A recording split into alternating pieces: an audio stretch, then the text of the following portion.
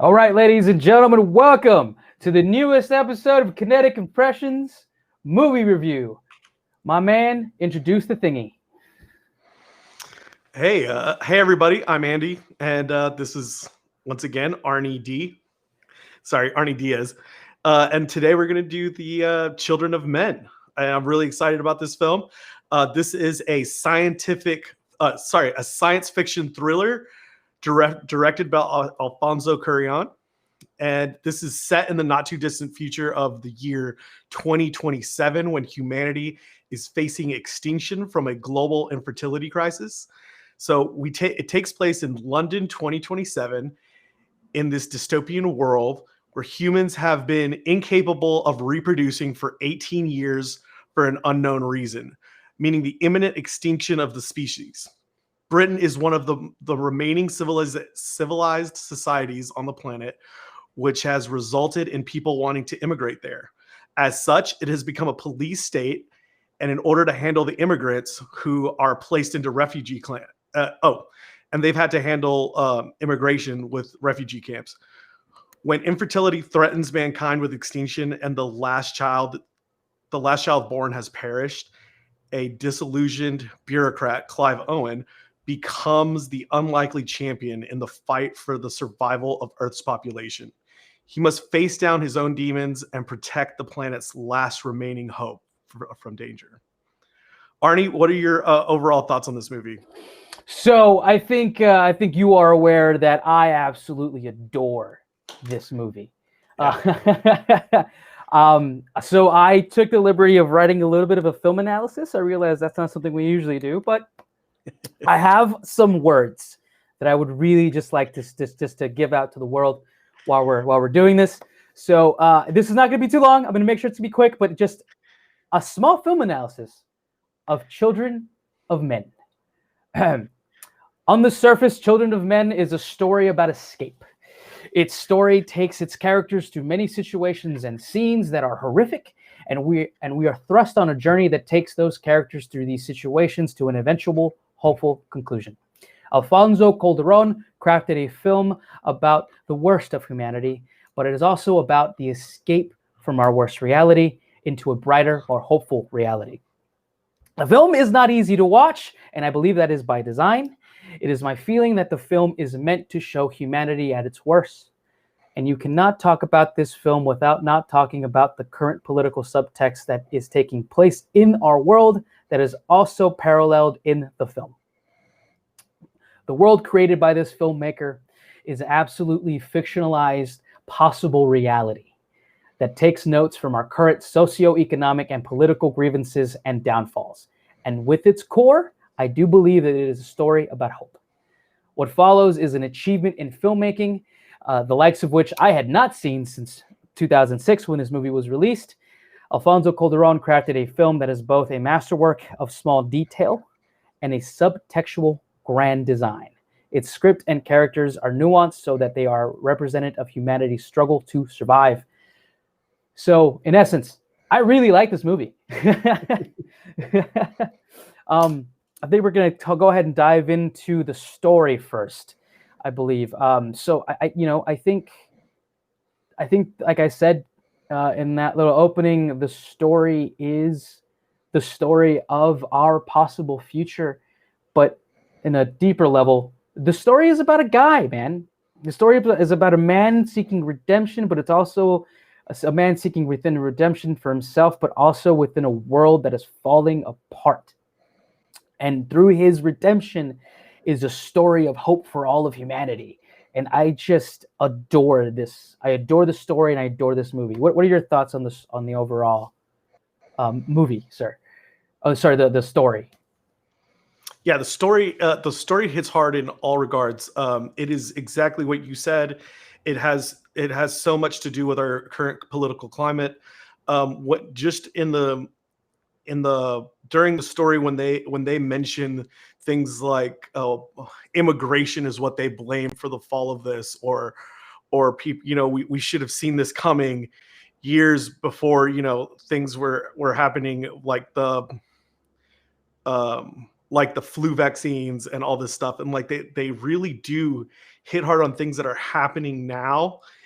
And that, I think that's what makes this story so relevant. Usually when a movie comes out and it's about the future, it is the only thing that can lose valuation faster than a car, like faster than you leave the parking lot, right? Because like as soon as you make a movie about the future, usually it's out of date the next week, because like he was like, oh, things that are, I'm just thinking of Minority Report, which is a great future movie. Yeah. And things have already, things have already flopped around, besides like, like, oh yeah, that's not Back to the Future, like things like that. Like we are known for killing like a culture that is set in the future. And this movie, what I love about it is that like nothing's futuristic in this movie. We are still driving cars. Yeah. You know what I mean? Yeah. We're Yeah. like the cars still run with motors on wheels. We still have animals that we need to like eat from. Sorry, I don't mean to make this long, because I'm not going anywhere very important, but like for like the connotation to see goats in an apartment just so that we can eat and drink milk, and to see cows still alive, like, and that's like the main like reason for eating and stuff like that. Like this all just has to do with like our world. And it's the most I think it's a very brave way to tell this story, by saying, look, we're humans. We're not going to get we're not going to get anywhere faster than what you think. Yeah, 100%. You're right. Yeah, our future isn't as different than our future is now, than our current time is now, right? Like if you were to look 50 years ago, we were still riding around in cars. We were still we were still going to school wearing basically almost the same clothing. Like our lives haven't really changed much, except for the fact that we now have the internet. And if you look at the production guys and everything like that, you can tell that Alfonso Cuaron did make this about the future. And there are little subtle touches, like the billboards look like they're fancier, the computers look like they're fancier, the cars look slightly different, but it really still kind of is a feeling of our current time, right? And the story, and I think that was by design, right? This was made in 2006, right, which was like just after 2001's 9/11. So we were living in this world and we still are right now living in the world that is kind of changed and shifted into a world where we are more aware of our downfalls as a species, right? And this movie's story definitely brings all of those like current topical feelings and brings them up to the surface, so you can just see and watch. One thing I do want to say that this story, now, it is based on a book called Brave New World. Now, it borrows heavily from that book, but in a lot of ways, it also diverges from the book, right? It is definitely Alfonso Cuarón who takes this thing and just runs with it and makes it his own and makes it really beautiful. And I think it's important for us to really touch on the fact that, at least for me, I do believe that it is a story about redemption. I always like to boil down great movies down to their most basic form. Like, I think Jurassic Park is really about a man coming to terms with the fact that maybe he does want to have children, and so like in that same vein, I do believe that this story is about a man kind of reclaiming his humanity in a world that's falling apart. Those tools are the story. There are the fact that there is a world crumbling, and it literally helps and holds in his arms the key to the future, which is right. And I have to agree. Like, there's some stuff that you were saying. I see, and it's just a different take on it. I think this movie is about hope and the lack thereof, and how we have to fight through hope. And this guy has no hope in the beginning. Theo has no hope in the beginning. He's just, like, he has this line with Jasper, and he's just like, when are you just gonna come move out with me? And he's like, then I'd have nothing to look forward to. because like that was his last, that's like, and I feel like he's serious in it. He's like, he has nothing else like going for him in this world. His last thing is, like just kind of like having that fun retirement joke. Well, I'm just going to go live out in the country and smoke weed with my friend. And like to your point, that this is, you have to look at the bones of the story. It is very loosely based on that 1992 crime novel that you were talking about, which is written by P.D. James, who was a fantastic crime author. So you can see why it has so much to do with political climate, because if he's a crime author in 1992, there was so much race relations going on, so many civil disobediences going on within our culture in 92. We just elected a president who was we were just going Democrat in that time out of a Bush era. And then you take that and exactly what you said, Arnie, let's fast forward and we go into the 2006 era. And once again, we're about to get out of another George Bush era. Mass migration. Mass migration is a major issue in 2006. We have Syrian refugees everywhere. The president-elect would propose like registering Muslims. The UK vote would be UK vote, and they would leave the European Union. So much of these things in this movie that were about like the future, like what ended up being. So okay, but I just wanted to like leave that note. No, for sure, and that's 100%. Perfect. Like that's the reason this movie is it holds up so well right now, because it was made in a time where we were thinking that this future was possible. Yeah. Right. And now we're living in a world where in a lot of ways this future is happening. There is a pandemic.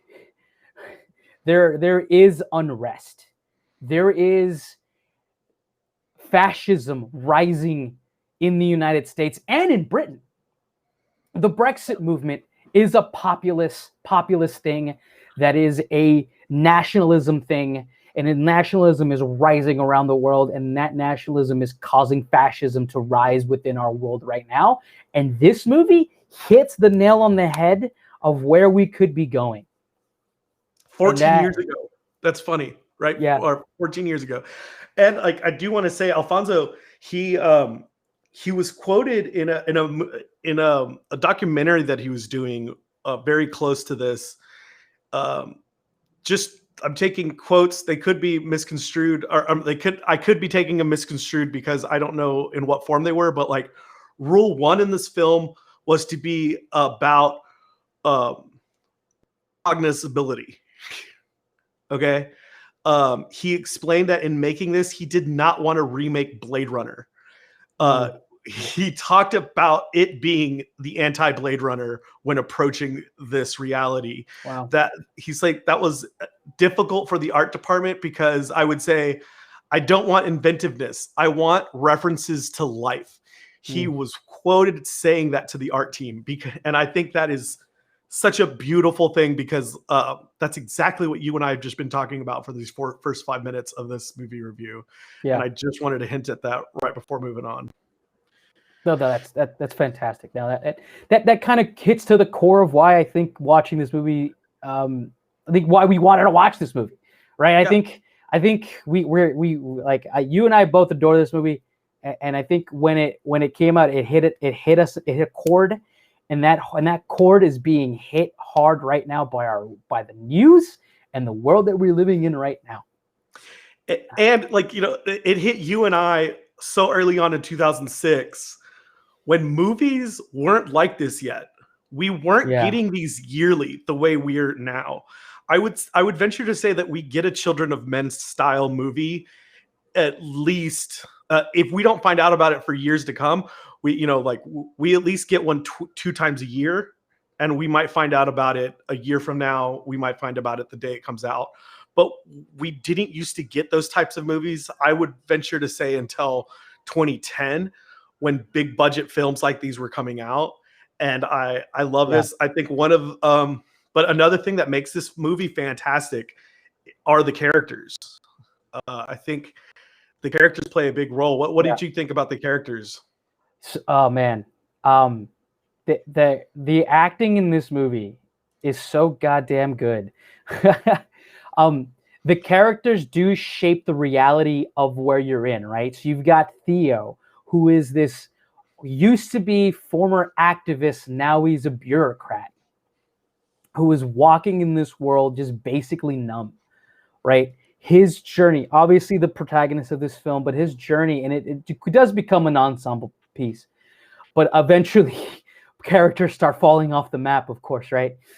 He is the perfect catalyst for us to walk into this world, because I think in a lot of ways we as men just walking in this world kind of feel this way, right? Like we're just watching the world fall apart around us. I'm talking about you and I. Like you and I are Theo. He is the perfect catalyst for the audience to go into this movie, because the way this movie starts and the way the direction is done, it is basically like we are following him as we are just a news crew, or if he's just kind of like fogging it, because we are very much intimately next to him in this world, and we are those people in our world right now. We are not people who have decision power in this world. We are simply, just guys just try to live, and we are watching our world fall apart around us as he is watching it fall apart. No, I think you're absolutely right about Theo. Like Theo is the everyman. He is us. He's like immediately, I don't know why, but what I thought about when I saw this guy is like he's the sad, he's the another universe of Her. He's Joaquin Phoenix and Her. He's the sad lonely man in the future, and he's given up hope on himself, but it doesn't mean he should give up hope necessarily on mankind. And I love that whole thing, because he wants, in such a short time, because we will talk about, I'm sure it will get brought up again, how well paced this movie is. Oh God, how yes. phenomenally paced this movie is. Yes. But we get slapped these cards very quickly.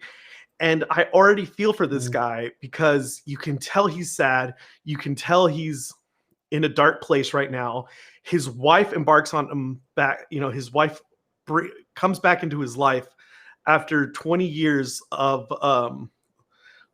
this marriage that's gone wrong. And for obviously what happened was something that started this epidemic in the first place, with them losing a child early on.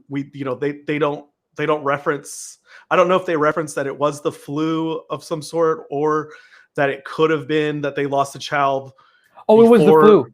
It was the flu epidemic. During the flu epidemic. But it's crazy that, like, I think the whole thing about that was that it's about them losing a child before everyone else lost a child. Because the youngest kid is 2009. So the youngest kid was born in 2009. We get hit with that in the opening scene of the movie. And they lose a kid in 2008. So even I'm not trying to say this as a joke, but even before it was cool to not, to be losing kids and having miscarriages, they lost one.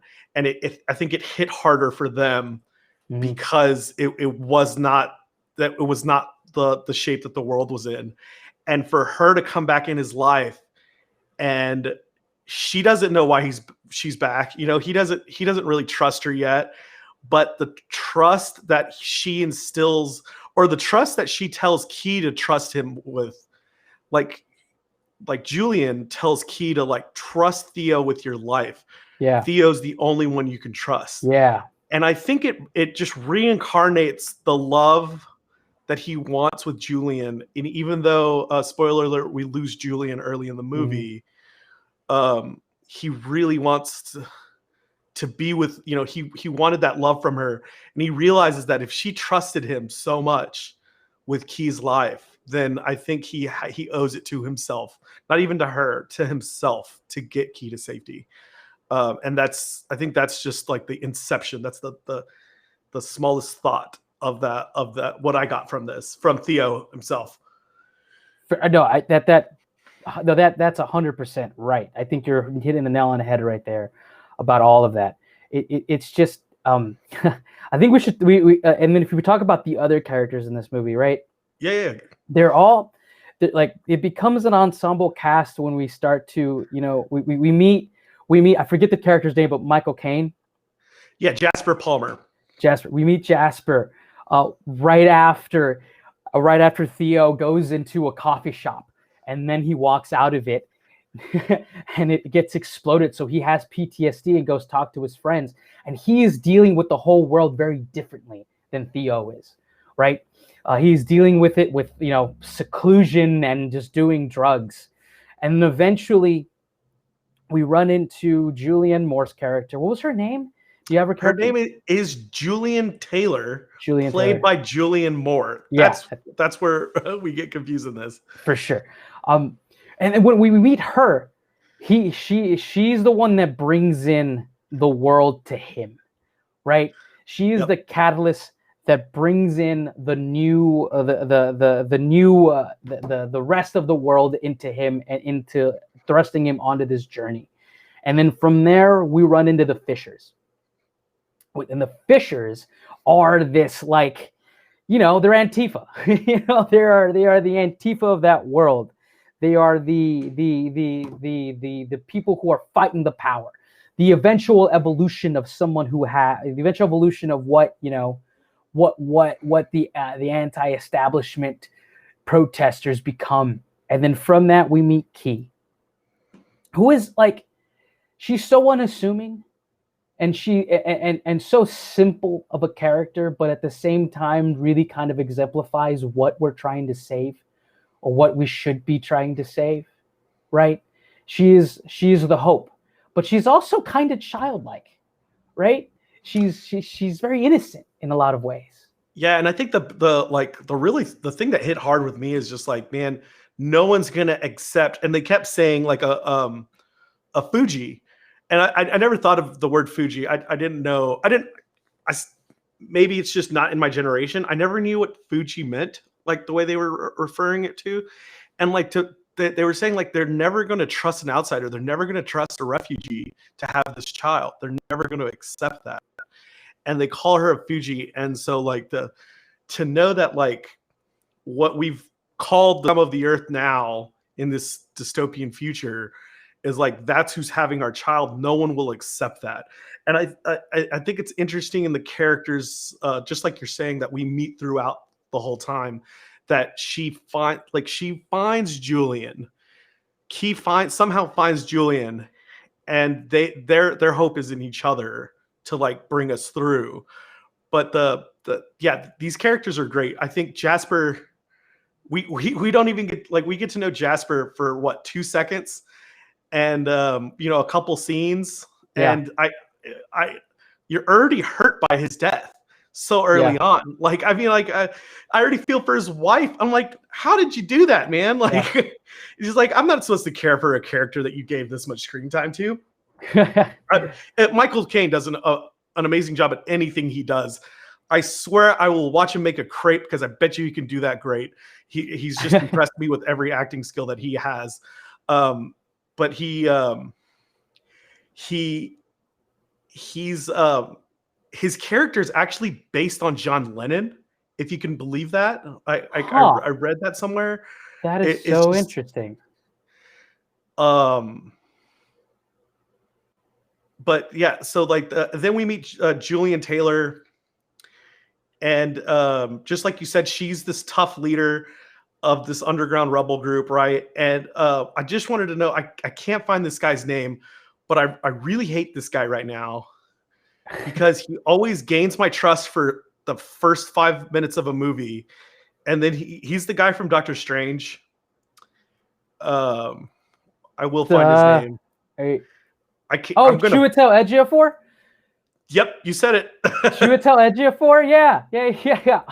Guy always betrays me. Yeah. You could be the hero of a movie of Doctor Strange for what, 80% of the movie, and then you're like, I'm going to become the bad guy for the rest of the series. Like, that's not fair. That is not fair.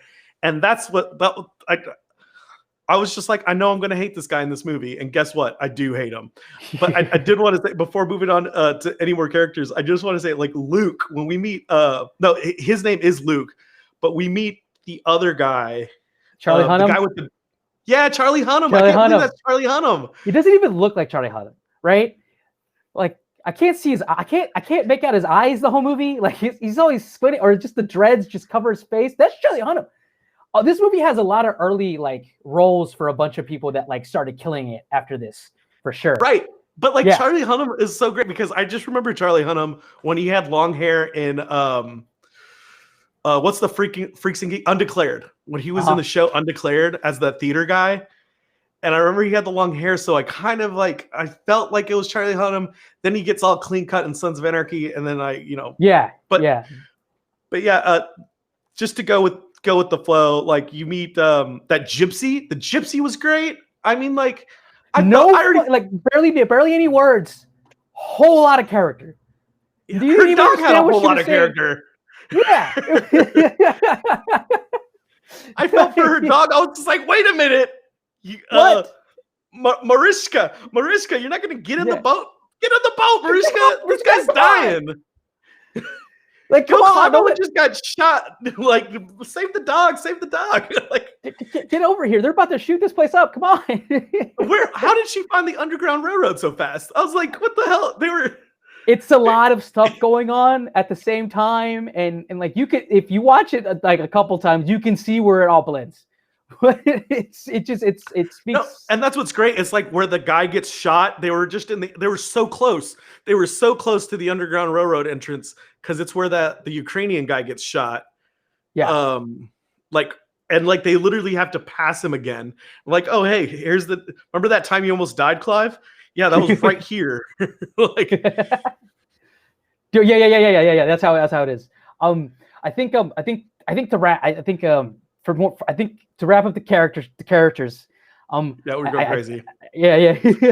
Sorry, man. No. I think we need to talk about the midwife. What is her name? She's the one that's basically the sidekick for Key the whole time. She was Is it not Miriam? Yeah, Miriam. Yeah, it's Miriam. I think she was the catalyst for our fear because like when we lose her. Oh my God. When we lose her, it is the moment where the plot is just skyrocketing to the nth degree, and you are feeling the most fucking fear and the most tautness of just how fucking thrilling this whole journey is with her. And like, I know, dude, I'm so sorry, man. Like, you can tell how much we both care about this movie, how much we can talk about this movie. Yeah. But Miriam's character arc, it just goes through this whole thing, right? Because at first, we gotta let this bitch die. We gotta let her go, man. I don't know whose side she's on anymore. Right. She, whatever. Like she floods the engine when they're trying to race down the hill. She's like, I love Clive Owen's line. He's like, wait till I get a little bit of momentum before trying to start the car. Yeah. One of the only moments of levity in this entire movie. There's only one other moment of levity, and it's when like he's getting shot at and he's taking refuge in a corner with 5 of the dudes, and the dudes are all like, "No, get out of here! Get out!" That is our spot. He's like, and he's like, "Sorry." He's like, "Sorry, my man." And he's like in flip flops. I always have to laugh at his shoe problems in this movie problem. But anyway, so like, yes. So we go from that, like Miriam's. Like one little comedic that little comedic relief. She's in the car when Julian dies. She's obviously the midwife that's going to help Key out of this, and like that's why she has to be there. And like you obviously know that's why she's the guardian of Key, right. Is she has to help deliver this baby because she's the one that knows how to do it. That's what she was placed on this world. And then to go to that school because she was a school teacher. So to go into the school scene before we meet Sid. School scene, and I couldn't fathom, like it hits you so hard when you're just like, elementary schools don't have to exist anymore. They're just empty buildings. Yeah. They're empty buildings because kids don't exist anymore. That's right. And it's hurting your soul. and her monologue, it's a quick monologue, but it's still a great monologue. It builds her for her own death, and for her to go out saying help me, Gabriel, is, God. oh my gosh, it's so powerful.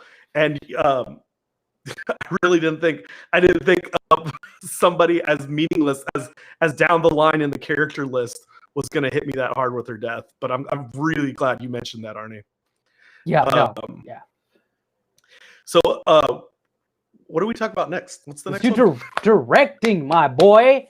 Oh man, directing. I'm gonna let you take the lead on this one. I got a little too excited on characters, so I'm gonna let you do the front load work on this. Okay. Because I know you'd love it. You'd love this. Alfonso Cuaron. Mexican. Shout out. Shout out. I'm sure at this point right now, probably one of the most storied, award-winning directors in modern times, in the current times, has won the Oscar for directing twice after this film, for Gravity and for Roma. Yep. Okay. This was the movie that put him on the map for me and for everyone else. The way that he viscerally tells this story, by simultaneously putting you down in the ground and then down the ground, and then simultaneously making sure that you are following the characters in their world as they're walking through the world. And you got to bring in the production design in this one too, because the production design is phenomenal and it adds to the directing. He makes sure that this is what he does. I don't know how he does it, but he obviously has a lot of technical prowess as well. But he brings you into the world of the characters by utilizing basically nothing but one-shots, which contains the world and brings you into it, because that is the way we as human beings interact with the world. The one shot is his power.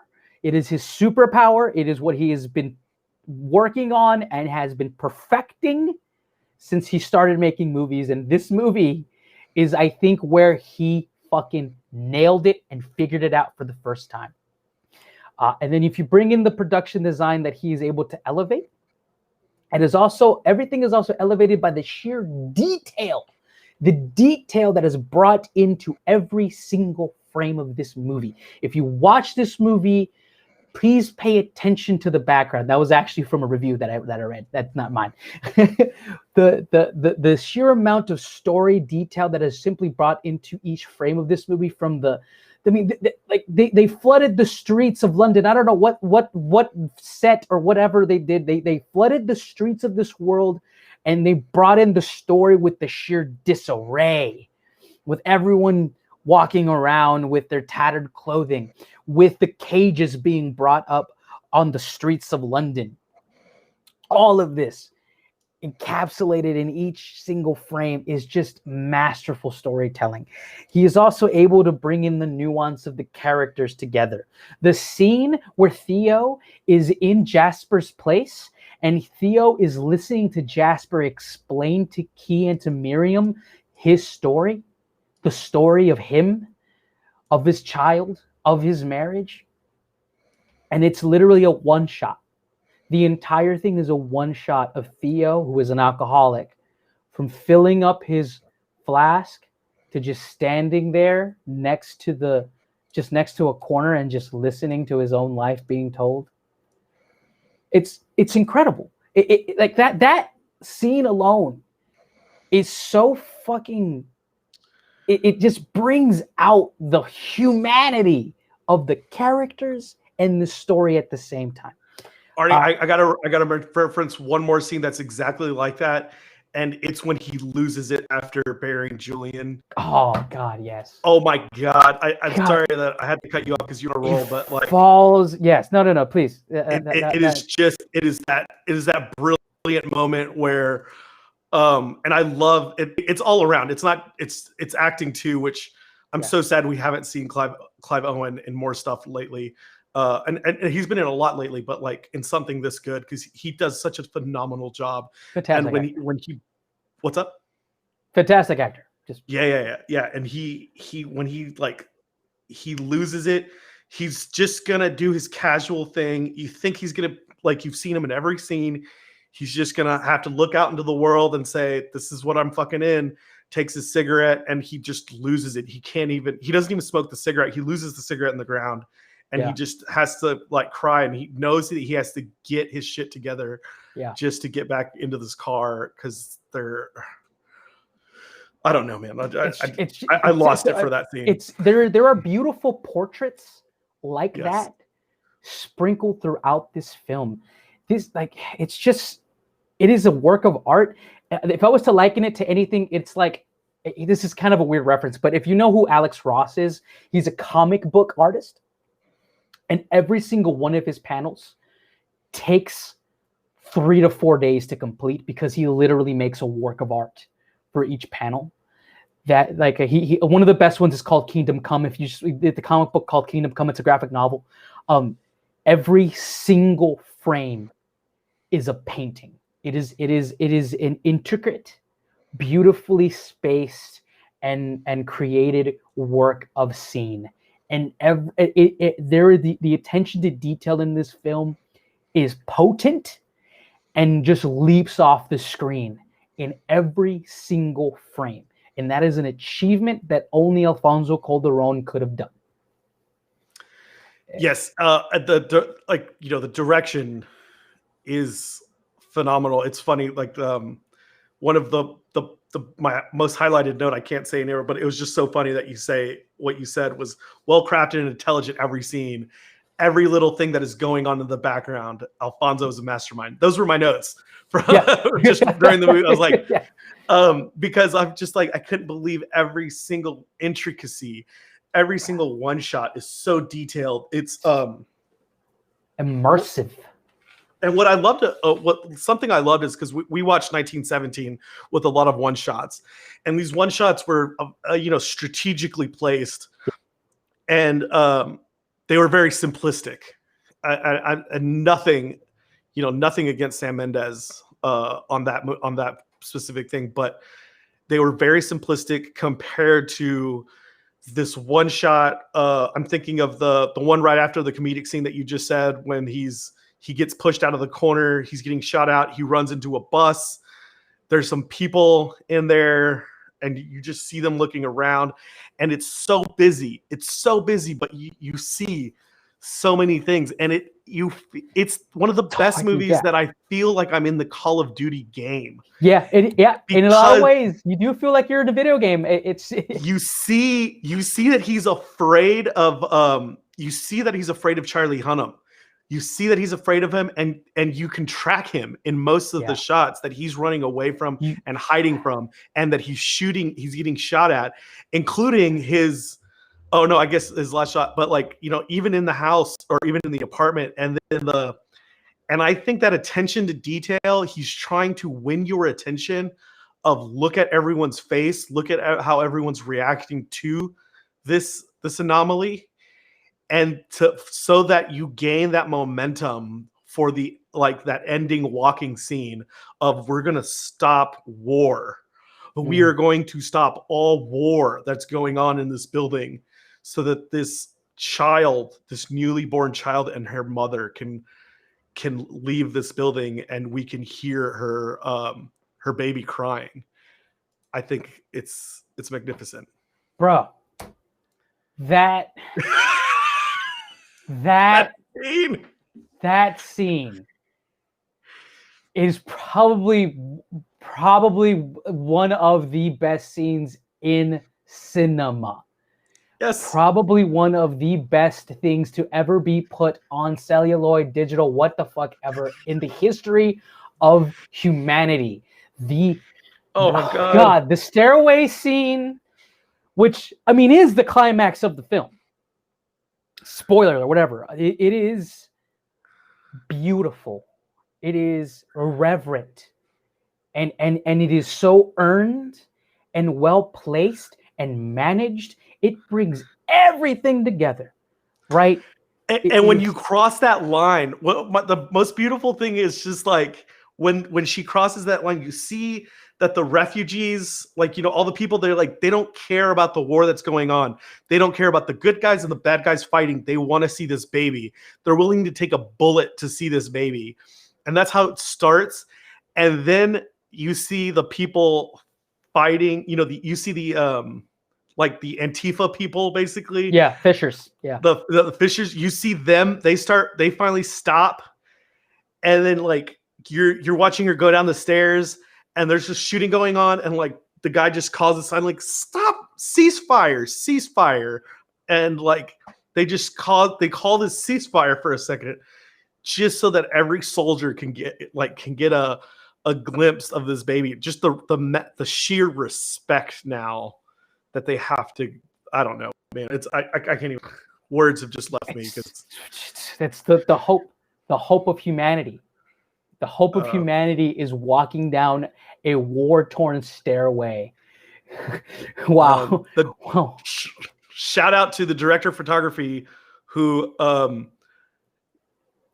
what else has they done? I'm sure they've done some. Hold on. 3 years before this movie, he did a Cat in a Hat. God. I'm just letting you know, man. Like Emmanuel Lubezki. I don't know. Let's say since 2018, or since 2017, he's done The Revenant. Okay. Knight of Cups. Birdman. Yeah, makes sense. I believe another Alfonso. Yes. Gravity. Yes. Another Alfonso. Another Alfonso. Yes. The Tree of Life. Okay. That's Darren Aronofsky. No, Burn After Reading. Sorry, it's Terrence Malick. Sorry. Burn After Reading. Coen Brothers. Children of Men. Yes. I'm just reading some highlights of this. I'm probably skipping some. Gotcha. The assassination of Richard Nixon. And then, for some reason, the Cat in the Hat. I don't know. Everybody's got to start somewhere, man. he did do some of the most beautiful. Oh my God, he did my favorite, A Walk in the Clouds with Keanu Reeves. Oh my God, that's such a beautiful movie. But he's followed Alfonso a while. He did Y Tu Mamá También with Alfonso. He did Great Expectations with Alfonso. Oh, so yeah. So like he's been there. They've been tried and true. Dude, shout out to Mexicans like invading American cinema and fucking showing people what is up. All right. Oh my God. This guy is from Mexico City. He was born in Mexico City. So shout out to him. I had to the director of photography. This guy should have all the awards. He's so great. Oh Absolutely. Man. I'm out of breath from all that movie. This is a breathtaking movie. Yes. This is a seminal work in filmmaking. One of my top 10 movies of all time, for sure. I was impressionable when I watched this. It was 2006. I think we were a freshman. We were like juniors probably. Sophomores, yeah. Yeah, this was like this was when I was like knee deep in like cinema and theater and just kind of like ingratiating myself in the world of film and storytelling. And this is one of those movies. It's one of those things that just kind of shows you how story can just be elevated to a point where it shows you about humanity and people. And it's also a wonderful work of fiction that shows you hope and just a fantastic ride that needs and begs to be watched. Fantastic film. Absolutely. I don't think there's anything else to talk about, man. Besides the fantastic editing and kinetic energy that it had, the production design, which was out of the production. Okay, yeah, we got to talk about that. The production design of this movie is off the fucking charts. The world building is incredible. And the production design is the reason the one takes down on the man of the street shots work so fucking well because because you're basically just taking it all in. Taking all of it in. The production design creates a world of just despair and depression and anarchy and intensity that is just palatable. Fantastic production design. And the editing, which is so kinetic, which is also something that Alfonso does really well. It leaps off and it gives you time to breathe in moments. But then it also is able to pick up the energy and move you forward in the plot in the moments that it needs it in. But the camera work alone, I'm just like so dumbfounded at like how great, like they wanted this imperfection quality, and you really see, like, I feel like there's this breathing. It's more of a breathing of movement as opposed to any kind of weird action camera that you see. It's breathing, and it just feels like you're in that moment. And I love the way the camera work was done so phenomenal, like just so beautiful. Like you can't, the still shots are so perfect. Like when they set it's so perfect, but all the movement is just ridiculously done. This is not supposed to be a gory movie, but man, the death scenes are just fucking dynamic. Like they're just they're great, man. Like, and I was like, this not even needed. It's not even needed, but like it's not over the top. It's just beautifully done. And like you said, man, like shout out to Mexico, man, because they just created such coming in clutch, man. Film. Yeah, and the color grading was really what sets the tone in that you're in the future, because everybody does something with color grading when you're doing when I was referencing a future movie earlier. Everyone does something very specific, and like you can see just with our background, the color grading just makes a huge difference. It gives it's almost that Matrix green color. It's very monotone, subtle. But what I like about it is that it doesn't kill color. It's not like it's kind of like in the scenes that I think about the Matrix is like when you see the lady in red, she pops. And when we're given color in this movie, it really does just like it takes your breath away in that movie. In a lot, in just like to that point, who is the gypsy lady? I forget her name, but you can see where she is in every part of the scene, right? She's wearing a specific color sweater. Yeah, it's like kind of like burgundy, right? Or red? Yeah. Mariska. So when they come out when they come out from the stairway scene, she's the one that guides them to the boat. And you can immediately see where she is because she pops against everything, right? And so do they as characters, right? They pop against the background in that way. Fantastic film. Just a great movie, man. Anything else, man? I think we did it. I think we did it. We killed it. Killed it, man. Children of Men, please go watch this movie. give it your hard-earned money. Okay, you go out, you can watch it for free on Peacock, or you can go and rent it on any streaming platform for like $3-4. It is incredible, beautiful for these times, and just a great film. And don't worry, if you don't want to watch it in the next 7 years, we're going to catch up to it. So don't worry. All right, man. Is that it? Yeah. I think we did it. I'll just give a little shout out to my stuff. My name is Arnie Diaz. You can watch all my stuff at arniediaz.com or search for the Arnie Diaz Show on any platform that you listen to your podcast. This is Kinetic Impressions. Also, please, if you are watching this, please give us a follow, like, subscribe. Also, you can find our podcast on Kinetic Impressions on any podcasting platform known to humanity. My man. Yeah, same thing. I was going to say the same thing.